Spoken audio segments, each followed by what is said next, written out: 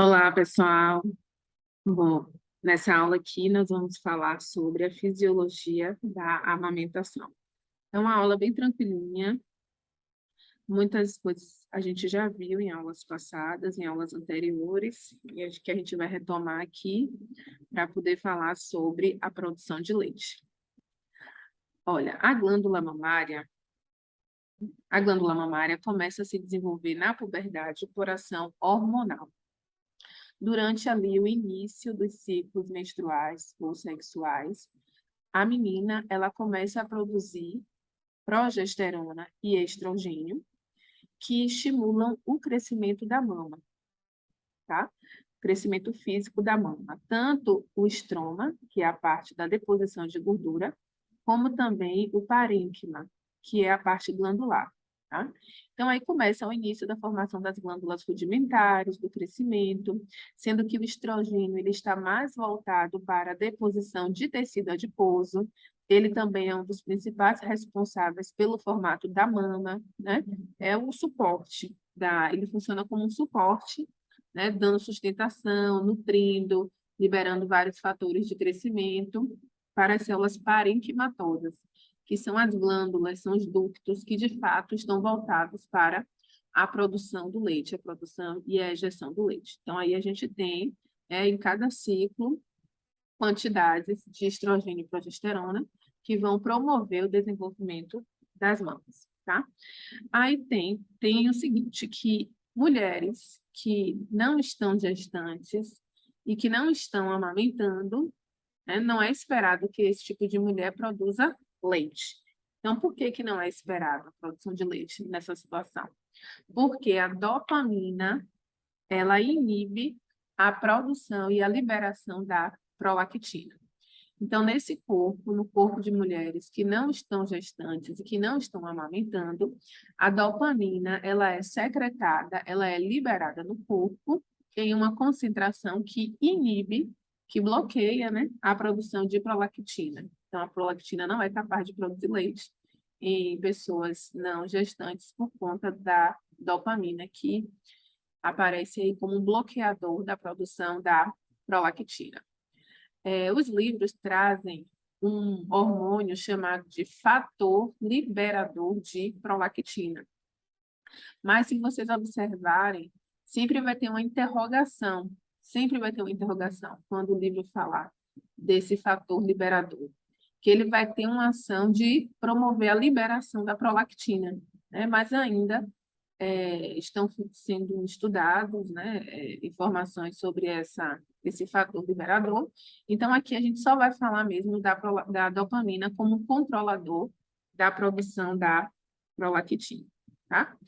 Aí sim, durante a gestação, a mulher ela desenvolve cada vez mais a mama, inclusive esse é o momento em que a mama ela pode alcançar a sua capacidade máxima, né, de tamanho, de desenvolvimento das glândulas, porque as quantidades de estrogênio e progesterona estão muito altas por conta da placenta que produz esses hormônios para dar continuidade à gestação. Então, a mama ela tem o seu máximo crescimento, tá? Tanto o parênquima como o estroma também. Só que prestem bastante atenção nessa informação, anotem em caixa alta, que ao passo que o estrogênio e a progesterona estimulam a produção de prolactina, então a concentração de prolactina aumenta devido à estimulação do estrogênio e progesterona, né? Que a mãe tem bastante, a gestante tem bastante, então a gestante. No entanto, apesar de estrogênio e progesterona aumentar a concentração da prolactina, ele também bloqueia a ação. Ou seja, não é porque a prolactina está aumentada que ela vai atuar, que ela vai agir. Ela não vai ainda promover a produção de leite nesse momento. Então, não é esperado que a gestante ela produza leite. E quando eu falo leite, eu falo de leite maduro, tá? O leite maduro. Porque a mulher gestante, ela produz quantidades, né, limitadas de uma solução que é chamada de colostro, que na fisiologia a gente não se refere ao colostro como um leite maduro. Colostro, a gente chama de colostro mesmo, de uma solução nutritiva que vai, né, aí essa mãe, ela vai produzir esse colostro primeiro, depois esse colostro vai sofrer uma transição, ele vai modificando a sua composição e vai se tornar, né, à medida que a mulher vai produzindo mais prolactina e vai modificando a composição dessa solução e ele vai se tornar leite. Em um determinado momento, a mãe vai deixar de produzir colostro e vai produzir leite. Então, não é esperado que a gestante produza leite, que está aqui em amarelo. Só que quando eu falo leite maduro. Não é esperado. É esperado que ela tenha aí um colostro quando o bebê nasce, mas leite maduro, não, tá? Aí tem a questão aqui também, que é interessante falar, que durante o desenvolvimento das mamas, há uma degradação do estroma, ou seja, da gordura, né, dos lipídios que dão o formato ali da mama. Então, essa tem uma parte que vai ser degradada. Esse tecido ele vai sofrer uma remodelação para dar espaço para as glândulas. Então, as glândulas elas precisam crescer, elas precisam armazenar leite. Então, ao passo que essa gestação ela vai avançando, o estroma ele é degradado para dar espaço para as glândulas. E é por isso que é normal que depois, né, do período de amamentar, enfim, as mamas elas têm uma certa flacidez por conta desse processo fisiológico natural do corpo. Como eu já falei algumas vezes, durante a gestação, a prioridade é do bebê. Fisiologicamente, o corpo já se prepara para isso. Então, nesse aspecto também, a estética, né, ela não está sendo a prioridade. A prioridade é a produção do leite, então degrada o estroma para poder produzir mais leite. Bom, a gente viu os hormônios que estão envolvidos na gestação e eles participam também da lactação ou do processo de preparação das mamas para essa lactação. Estrogênio e progesterona, como nós já vimos, né, promove o desenvolvimento da mama. As duas sinergicamente inibem a dopamina para produzir a prolactina. A prolactina, que é o hormônio responsável pela produção de hormônios. Também a mulher secreta, libera o lactogênio placentário humano, que nós falamos na aula passada, né? Que também pode ser chamado de somatomamotropina coriônica humana, que, embora tenha um papel mais voltado para a redução da atividade da insulina na mãe, né? Então, ela aumenta a resistência da insulina da mãe. A mãe está fraquinha, a insulina da mãe, como se fosse, né? Entre aspas, a insulina da mãe está mais fraca para poder desviar essa glicose para o bebê, como a gente viu na aula passada. Esse mesmo hormônio, lactogênio placentário humano, ele é importante também, ele participa do desenvolvimento da mama e da produção é, de leite. O GH também, que é um hormônio de crescimento, junto com glicocorticoides adrenais, né? Eles aí interferem no metabolismo dos aminoácidos, e no leite tem que ter aminoácido, o corpo da mulher também está mudando para produzir esse leite. A insulina é responsável por captar a glicose, esse leite também precisa ter essa composição, ele precisa ser energético, precisa dar energia para o bebê, e o paratormônio que eu coloquei aqui em vermelho, que é um hormônio também muito importante, porque ele aumenta a disponibilidade de cálcio no corpo da mãe. Então, tem mais cálcio no plasma, tem mais sangue, ou, perdão, tem mais cálcio no sangue dessa mãe, então ela também tem uma maior facilidade de disponibilizar esse sangue, ou, perdão, esse cálcio para o bebê através do leite, certo? Pronto, aqui a gente tem, ó, a imagem da mama, né? Essa partezinha aqui maior, que eu sempre falo que são como quibes, né? Essa partezinha aqui maior, a gente chama de lobo, um lobo, dois, três, quatro, cinco, seis, sete lobos. Dentro dos lobos tem os lóbulos, tá? Essa imagem aqui eu acho ela até pouco didática, porque ela aponta aqui para um lóbulo que está dentro do lobo, tá? E aí, dentro do lóbulo, que é essa estrutura aqui, maiorzinha, tem os alvéolos. Algumas vezes a gente pensa em, aliás, muitas vezes é natural, né? Que a gente pense, quem já teve contato com a fisiologia, que a gente pense em alvéolos só dentro dos pulmões. Mas, na verdade, a gente tem alvéolos aqui na mama também. E são essas estruturas que são responsáveis pela produção de leite. Então, aqui nos alvéolos, nós temos as células epiteliais secretoras de leite, tá vendo aqui as bolinhas bonitinhas de leite, indo para o lúmen aqui, para o meio, para a luz do alvéolo. Então, quem produz o leite são as células epiteliais secretoras de leite, que estão localizadas no alvéolo. E aqui nós temos, ó, essa parte aqui, 1, 2, 3, 4, 5, 6, 7, 8, 9 unidades de células aqui mioepiteliais revestindo esse alvéolo, né, circundando esse alvéolo. E essas células mioepiteliais, elas são contráteis. O que é que elas fazem? Elas se contraem e aí, esse leite que está aqui dentro do lume, ele é conduzido para os mamilos aqui através de um ducto, né? É uma glândula exócrina que vai conduzir o leite em direção aos mamilos para o bebê conseguir se nutrir. É importante aqui, ó, entender que o leite que está dentro dos lóbulos, dos alvéolos, eles precisam ser conduzidos até os mamilos para o bebê conseguir sugar. O bebê não tem força, ele não consegue tirar o leite de dentro dos alvéolos. Quando ele suga, o leite tem que estar aqui já preparadinho para ele. Então, por que eu estou dizendo isso? Porque quem é responsável pela ejeção, pela descida, pela liberação do leite, são as células mioepiteliais, elas estão aqui. Essas células mioepiteliais, elas, quando se contraem, são estimuladas pela ocitocina que estimula as células mioepiteliais, ou seja, as células-alvo que têm receptor com alta afinidade, especificidade para a ocitocina são as mioepiteliais, que vão contrair, apertar essa estrutura aqui e fazer com que o leite saia em direção ao mamilo. Ao passo que as células epiteliais secretoras de leite, elas estão voltadas para a secreção.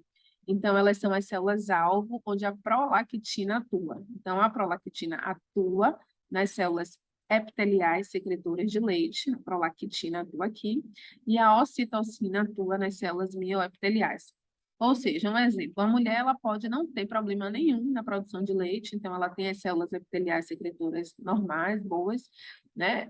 Então ela está produzindo leite normal, respondendo à prolactina, no entanto, ela pode ter um problema aqui nas células mioepiteliais ou na ocitocina, no receptor, no complexo receptor ligante, enfim. E aí o leite ele vai ficar aqui congestionado. Então, é importante saber a diferença dos mecanismos que eles estão agindo, né, sinergicamente, ao mesmo tempo, simultaneamente, para fazer com que essa mulher produza e ejete o leite, sendo que as mioepiteliais são mais importantes na ejeção e as epiteliais secretoras de leite na produção. Certo. Aí, gente, vamos pensar que durante a gestação, né, aqui bem próximo do parto, inclusive, nós temos uma concentração maior de estrogênio do que de progesterona, aqui o estrogênio em azul, a progesterona em preto, e a prolactina também aumenta, porque, como eu já disse, estrogênio e progesterona estimulam a produção de prolactina, tá? Mas ela não está atuando ainda, ela está presente no corpo da gestante, mas ela ainda não é capaz de produzir leite. Pois bem, acontece o parto, a mulher pariu, perdeu a placenta, que era a principal fonte desses hormônios, e, consequentemente, esses hormônios vão cair. Só que a gente pode observar aqui nesse gráfico picos de prolactina, vendo? Picos de prolactina que continua a ser liberada mesmo com a redução do estrogênio e progesterona após o parto. Por quê? Porque existe um estímulo mecânico. Então, vocês já podem ter observado, visto, ouvido falar que a mulher gestante, né, ela faz massagem na mama, logo depois, quando o bebê nasce, é importante estimular esses mamilos para poder produzir a prolactina, a ocitocina, para essa mãe conseguir alimentar o bebê. Então, por que que a prolactina ela continua a ser liberada mesmo com a perda do estímulo hormonal? Porque agora ela vai ser liberada através de um estímulo mecânico, principalmente, tá? Então, à medida que o bebê ele vai sugando a mama, né, para poder obter o leite, essa mulher ela vai produzindo prolactina em tempos intermitentes, porque é justamente esse estímulo da amamentação, tá? Então, sinais neurais são enviados dos mamilos para o hipotálamo para manter a produção de leite através do bloqueio do hormônio inibidor da prolactina. Ou seja, quando o bebê mama, esse estímulo mecânico envia sinais dos mamilos para o hipotálamo, e o hipotálamo lá, ele reduz a produção de dopamina. Então, se reduz a produção de dopamina, estimula a prolactina, que vai ser liberada pelo corpo inteiro. Além desse estímulo mecânico para a redução da dopamina e a produção de prolactina, existem outros estímulos, como os psicogênicos, tá?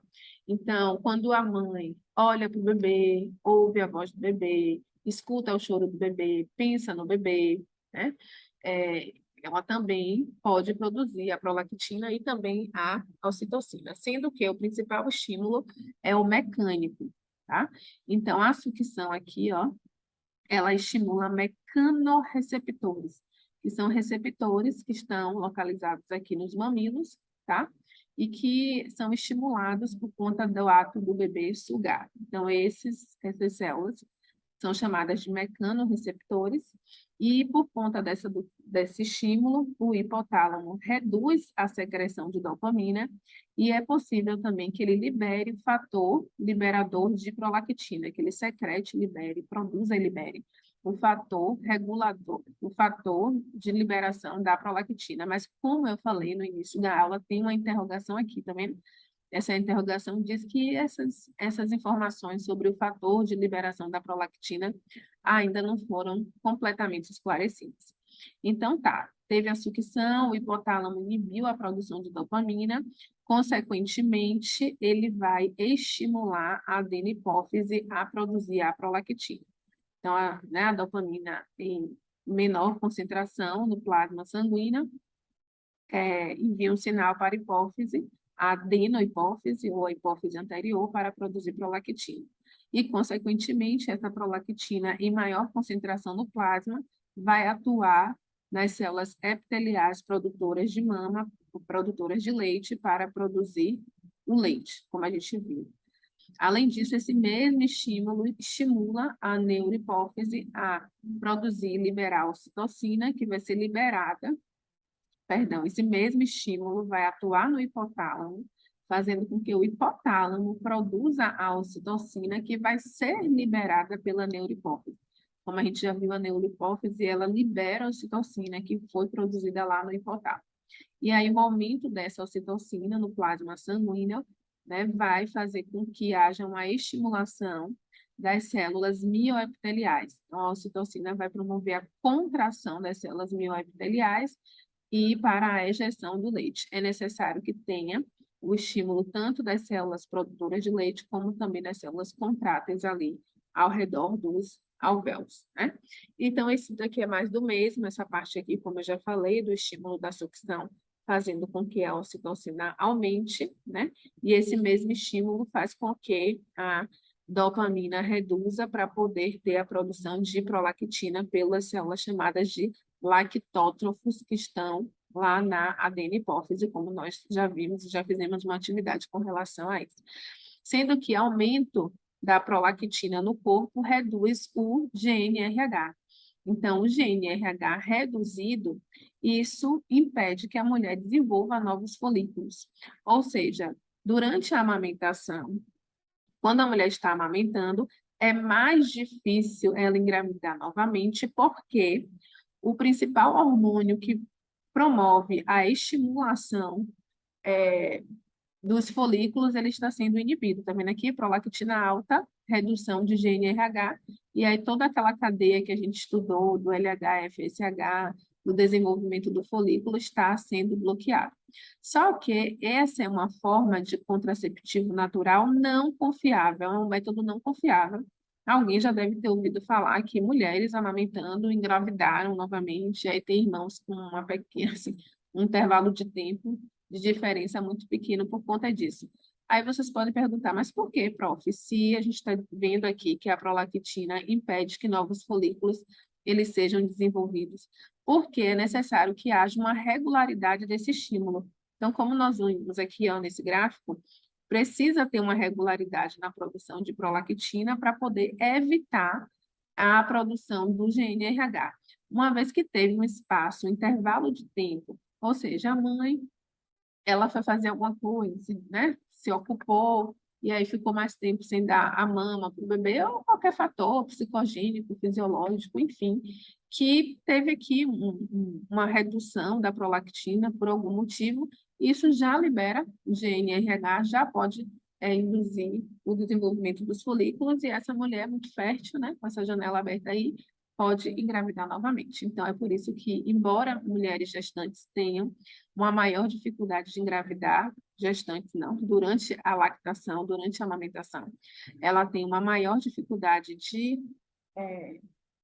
para engravidar, ela pode sim engravidar por conta disso que eu acabei de explicar, tá? Aí pronto, o bebê nasce, né? Ela tem um colostro, como eu já falei, que não é leite, não é leite maduro. O colostro é uma solução aqui que sai da mama e que tem uma função mais voltada para a nutrição e fornecer para a nutrição energética e para a proteção do bebê. Então, no colostro tem é, leucócitos, tem imunoglobulinas, principalmente do IgA, tem aminoácidos, tem glicose, tem água, tem vitaminas, mas ele está muito voltado para a nutrição do bebê no sentido de energia e proteção, tá? Certo? Então, por exemplo, os bebês, depois que eles nascem, eles podem perder aí 10% até de peso. E depois, essa mãe, ela começa a produzir leite maduro, né? O leite maduro, que é mais calórico, é voltado, assim, realmente para o crescimento mesmo, o desenvolvimento desse bebê.